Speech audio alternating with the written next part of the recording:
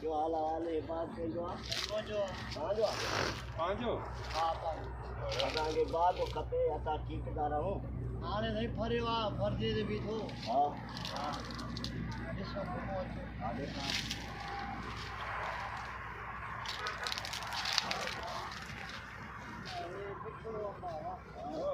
ये जिंदड़िया ओ ये जिंदड़िया ये मिठो ये 400 वो लंगड़ो बाग तो सब भलो आ हां बाग ये वा सोनारो था हां ये सोनारो हां ये वाली तेरे का फरको आ हां पप्पा दे ये डेढ़ो वाली के हम बाबा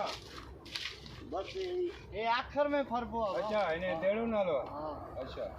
बाग तो सब भलो आ हाणे वेकु कंदो ता जे में इंदो 50 लाख में दीना 50 लाख हवा आयूं मींहं बरसात लगी वाला लख रुपया घट जो परे खां आया हो खर्चा पंजारे खां आया नालो ॿुधी ता हां मजदूर वांदा खर्च थींदा वरी ने पटायूं थींदो वरी खुदा जे आए वस ॻाल्हि उहो त खुदा हवा लॻे अंबड़ियूं चणियूं ने माल अञा थोरो खयो आहे अलाए केतिरो माल झले उहो खुदा जे हथ आहे उहो नसीब आहे हा हाणे मां हिन खे 30 लख ॾियां 50 लख वधो अथई हा 30 लख ॾियां 20 लख न ॾींदासीं बरसातनि में किरी पवंदो भाव ई मर्ज़ी अॼु त ठीकु आहे मजदूरी असांजी बि त कुझु बचे न असां बि त किथे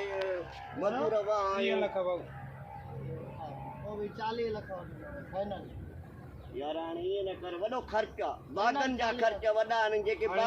गोलो बीठो आहे इहो त फरबो ई कोन फरबो न हे ॻाल्हि ॿुधो बागनि जा ख़र्च अहिड़ा आहिनि जीअं वॾेरा बीहंदा आहिनि न माउंटन में किरी पवनि सवड़ में सुता पिया जन बागनि जा सटियल सवड़नि मां सुतल अॼु ताईं उछा ई न आहिनि बाबा न उथनि मां फाइनल 40 हा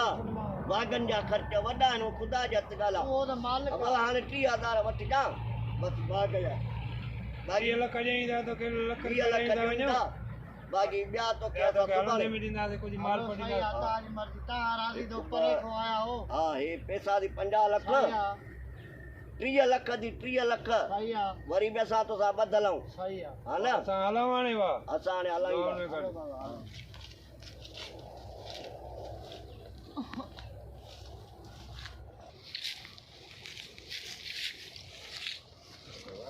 ओ चल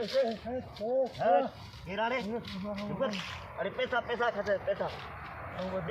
खसे पैसा पोबाऊ बदे पैसा कथा आयो पैसा किपर आयो पैसा खसे पैसा अरे केरा आयो मां खबर न पए जंगू बदे का आयो तेरे अरे चुप करे चुप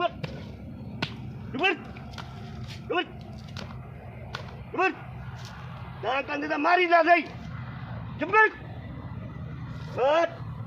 बात बंद करे तो बात जे कुर्सी ने मारे छड़ीदा सही तुरे फळ के समझे दो अच्छा परू धारेला इत तो खबर ना असा वडा दो छल दी में पैसा मिल्या अरे छा थियो यार गाड़े या मां ठीक कोनी नो बाल दजो गाड़े या अल्लाह के घरे में नहीं मां 50 लख में ठीको ॾिनो मूंखे पैसा मिलिया केड़े तरफ लिया उथू मथे ॾिसां गाड़े या हिय विया बा मरी मुंजा 30 लख पानी में थी विया हिय विया वारो